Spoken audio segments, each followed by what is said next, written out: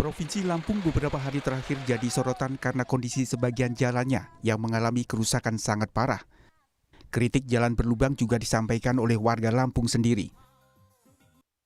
Data dari Kementerian Pekerjaan Umum dan Perumahan Rakyat tahun 2020-2021 menunjukkan total ruas jalan di Provinsi Lampung sepanjang 20.310 km, 7.622 km atau 37,5% diantaranya kondisinya rusak.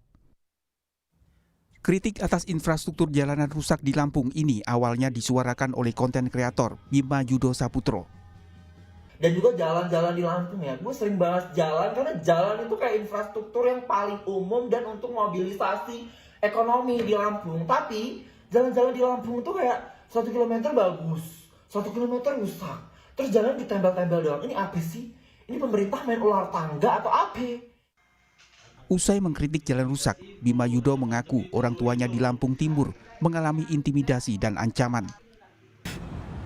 Sebenarnya tuh gue di sini baik-baik aja, tapi gue takut orang tua gue loh.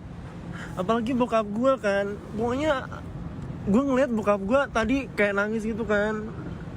Bokap gue diancem loh. Terkait dugaan intimidasi terhadap orang tua Bima, Gubernur Lampung Arinal Junaidi enggan berkomentar. Menyampaikan. Udah saya nggak mau komentar ya. Jadi siapa cukup aja ya. Siap. Demi Tuhan saya tidak. Tapi nggak apa-apa, Gu, karena kan serangannya ke pribadi Pak Gu. Ya silakan aja. Terakhir, akibat mengkritik jalan rusak di Lampung, Bima Yudo Saputro dilaporkan ke polisi. Pelapor menyebut melaporkan Bima karena kritikannya memuat ujaran kebencian.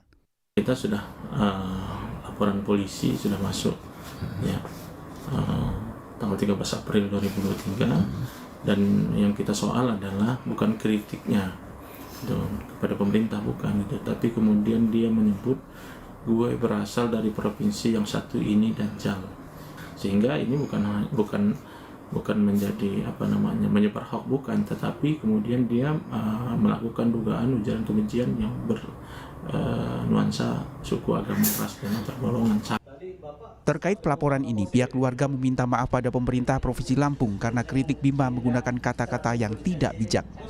Siap konsekuensi apapun yang akan timbul dari viralnya kontennya Bima ini, dan tetap kami akan mengulangi permohonan maaf yang sebesar-besarnya, tetap karena bagaimanapun ada kemungkinan penggunaan kata-kata yang tidak tepat atau yang kurang bijak. Kapolda Lampung Irjen Helmi Santika menyatakan penyidik saat ini sedang mendalami laporan kasus ujaran kebencian yang diduga dilakukan konten kreator Bima Yudo.